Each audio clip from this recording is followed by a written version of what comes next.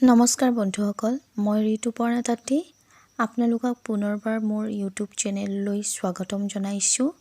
লগতে আপোনালোকক বহুত ধন্যবাদ জনাইছোঁ যে আপোনালোকে মোৰ এই ইউটিউব চেনেলটোক ইমান ধুনীয়াকৈ সঁহাৰি দিছে, ছাপোৰ্ট কৰিছে, তাৰ বাবে বহুত ধন্যবাদ। এতিয়া আহোঁ আমাৰ মূল বিষয়টোলৈ। আজি মই আপোনালোকৰ মাজলৈ লৈ আহিছোঁ নেচাৰ অফ লজিকৰ পাৰ্ট 2 আৰু ইয়াত আমি ছেকেণ্ড পইণ্টটো অৰ্থাৎ যি আছিল মই লিখি দিছিলোঁ ইয়াৰ পূৰ্বে আপোনালোকে মোৰ ইউটিউব চেনেলত পাৰ্ট 1টো আপোনালোকে চাই ল'ব। তাত লিখা আছিলে 4টা পইণ্টছ, তাৰে দ্বিতীয় পইণ্টছটো আমি আজি এই পাৰ্টটোত আলোচনা কৰিম। পইণ্টছটো আছিলে logic is concerned with both formal truth and material truth. এতিয়া আহোঁ আমাৰ ভিডিঅ'টোলৈ। আমাৰ মূল পইণ্টছটো কি আছিলে যে logic is concerned with both formal truth and material truth. ইয়াত কি হ'ব, ইয়াত আমি দেখিবলৈ পাইছোঁ যে ফৰ্মেল ট্ৰুথ আৰু মেটেৰিয়েল ট্ৰুথ এই দুটা আমি শব্দ দেখিবলৈ পাইছোঁ। এতিয়া ফৰ্মেল মানেনো কি বা মেটেৰিয়েল মানেনো কি বা ইয়াৰ কি মূল কথাবিলাকত আমি গুৰুত্ব দিব লাগিব, এইখিনি কথা আমি এতিয়া আলোচনা কৰিম। Importance points of form and matter. আচ্ছা, ফৰ্ম আৰু মেটাৰৰ কেইটামান ইম্পৰ্টেণ্ট পইণ্ট আমি ডিছকাছ কৰিম ইয়াত। প্ৰথমটো মই লিখিছিলোঁ every material object has two aspect, one is form and other is matter. So' আমি ইয়াত ক'ব পাৰোঁ যে প্ৰত্যেক বস্তুৰে দুটা দিশ থাকে আৰু এটা হৈছে আকাৰ, আনটো হৈছে উপাদান। আচ্ছা, ছাপ'জ মই এটা এক্সাম্পল কৈছোঁ, যেনিবা ঘূৰণীয়া মুদ্ৰা। তেতিয়া এটা ঘূৰণীয়া ৰূপৰ মুদ্ৰা। ইয়াত কি কৈছে, মুদ্ৰাটোৰ আকাৰ কি বুলি কৈছে, ঘূৰণীয়া বুলি কৈছে, আৰু ইয়াৰ যিটো উপাদান সেইটো ৰূপ বুলি কৈছে। অৰ্থাৎ এটা ঘূৰণীয়া ৰূপৰ মুদ্ৰা বুলি ক'বলৈ যাওঁতে তাত কি আহি পৰিছে, আকাৰ আৰু উপাদান দুয়োটা সোমাই পৰিছে। বা আমি এটা ঘূৰণীয়া সোণৰ মুদ্ৰা, এটা এক্সাম্পল দিছোঁ, বা কাঠৰ 4কোণীয়া চকী, এনেদৰেও আমি ক'ব পাৰোঁ। ইয়াৰ পিছৰ পইণ্টটো আছিলে there is a close relation between form and matter, there cannot be matter without any form or form without matter. অৰ্থাৎ ইয়াত কৈছে যে দুয়োটাৰে মাজত এটা ঘনিষ্ঠ সম্পৰ্ক আছে, অৰ্থাৎ এটাই আনটোক এৰি থাকিব নোৱাৰে। মানে কি, উপাদান অবিহনে আকাৰ হ'ব নোৱাৰে আৰু আকাৰ অবিহনে উপাদান থাকিব নোৱাৰে। সেয়াই এই পইণ্টছটোৰ যোগেদি বুজোৱা হৈছে। তাৰ পিছত আছে thought has also' two aspect, form and matter. ইয়াত কি কৈছে, যেনেদৰে প্ৰত্যেক বস্তুৰে দুটাকৈ দিশ থাকে, ফৰ্ম আৰু মেটাৰ, সেই তেনেদৰে চিন্তাৰো দুটা দিশ আছে, সেয়া হৈছে ফৰ্ম আৰু মেটাৰ। অৰ্থাৎ জড় বস্তুৰ দৰে চিন্তাৰো দুটা দিশ আছে, সেই দুটা দিশ হৈছে আকাৰ আৰু উপাদান। ইয়াৰ পিছৰটো আছিলে there are two aspect of truth, formal truth and material truth. এই ক্ষেত্ৰত কৈছে যে চিন্তাৰ সত্যতা দুই প্ৰকাৰৰ বুলি কৈছে। এটা হৈছে আকাৰগত সত্যতা আৰু আনটো হৈছে বস্তুগত সত্যতা। আকাৰগত সত্যতাক আমি ফৰ্মেল ট্ৰুথ বুলি কওঁ আৰু বস্তুগত সত্যতাক আমি মেটেৰিয়েল ট্ৰুথ বুলি কওঁ। গতিকে ইয়াতে আমাৰ যিটো ছেকেণ্ড শ্লাইড সেইটোক মই আলোচনা কৰিলোঁ। ইয়াৰ পিছৰ শ্লাইডলৈ আমি যাম। ইয়াত আমি দেখিবলৈ পাইছোঁ মই ফৰ্মেল ট্ৰুথ বুলি এটা হেডলাইন দিছোঁ আৰু তাৰ তলতে মই কেইটামান লাইন লিখিছোঁ। চাওক, formal truth means self consistency or freedom from self contradiction amongst thought themselves. তাৰপিছৰ পেৰাগ্ৰাফটো চাব, formal logic aims at the attainment of formal truth. It is concerned merely with the forms of thought. It deals with thoughts which are consistent among themselves. তাৰপিছৰ পেৰাগ্ৰাফটোত আছে formal logic is also known as pure logic or logic of consistency.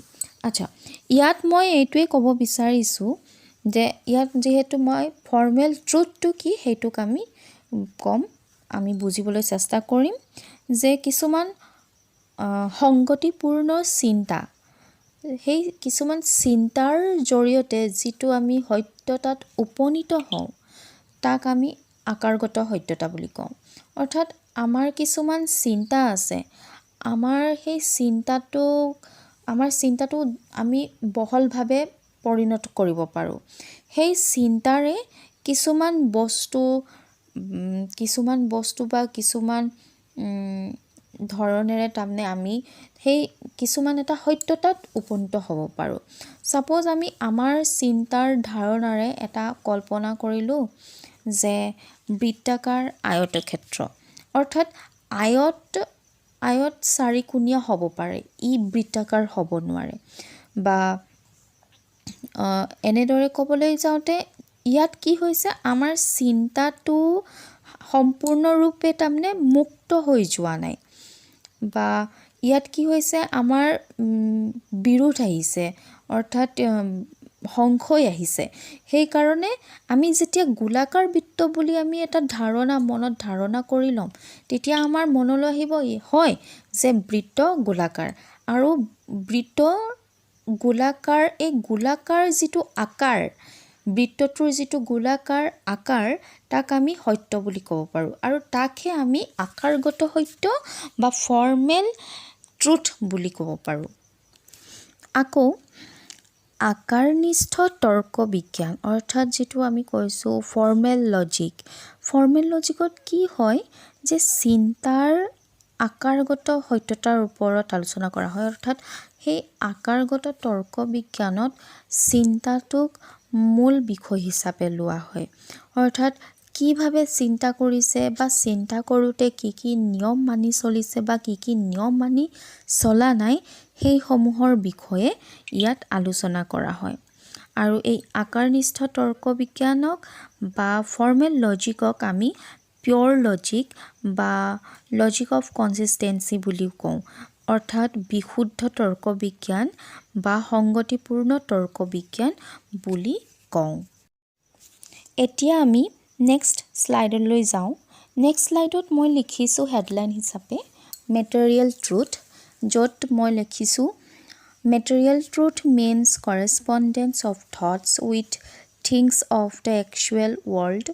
It consists in the correspondence of our ideas or thoughts with actually existing facts. And next paragraph likhisu material logic aims at the attainment of material truth. It deals with thought which must agree with the actual facts of the world. Material logic is also known as applied logic or logic of truth. অৰ্থাৎ material truth মানে হৈছে material truth মানে হৈছে বস্তুগত সত্যতা। আচ্ছা, এই বস্তুগত সত্যতাত কি হয়, বাস্তৱ জগতৰ যিবিলাক বস্তু, বাস্তৱ জগত অৰ্থাৎ আমাৰ চাৰিওফালে যিবিলাক জগতক আমি বাস্তৱ স্বৰূপ হিচাপে দেখিবলৈ পাইছোঁ, সেই জগতৰ বস্তুৰ লগত আমাৰ যিটো চিন্তা বা ধাৰণাৰ যিবিলাক তাৰমানে সামঞ্জস্য বা সাদৃশ্যৰ জৰিয়তে আমি যি সত্যতাত উপনীত হওঁ, সেইটোৱে হৈছে বস্তুগত সত্যতা। এটা এক্সাম্পল দিছোঁ, আপোনালোকে ধৰি লওক ঘৰৰ ভিতৰত বহি আছে, খিৰিকীৰ সন্মুখত, খিৰিকীৰ বাহিৰত দেখিছে এজোপা গছ, সেই গছজোপাৰ পাতবিলাক আপোনালোকে দেখিবলৈ পাইছে সেউজীয়া। আচ্ছা, তেতিয়া আপুনি চিন্তা বা ধাৰণা কৰিছে যে গছৰ পাতৰ ৰংটো সেউজীয়া, গতিকে সেইটোৱে হৈছে আপোনালোকৰ বস্তুগত সত্যতা। অৰ্থাৎ আপুনি যিটো চিন্তা কৰিছে সেইটো সেই বাস্তৱ জগতত ঘটা গছজোপাত বা বাস্তৱ জগতত একচুৱেলি অস্তিত্ব থকা এজোপা গছৰ পাতৰ ৰংটো আপুনি সেউজীয়া বুলি দেখিবলৈ পাইছে, যিটো আপুনি কৰা চিন্তা বা ধাৰণাৰ লগত সাদৃশ্যও ঘটিছে। সেইটোৱে হৈছে বস্তুগত সত্যতা। কিন্তু যদি আপোনালোকে কয় যে সোণৰ পাহাৰ জানো সোণৰ হ'ব পাৰে? পাহাৰ কোনো ধৰণেৰে সোণৰ হ'ব নোৱাৰে, কাৰণ পাহাৰ সেই মাটি বালি গছ-গছনি ইত্যাদি বিভিন্ন ধৰণেৰে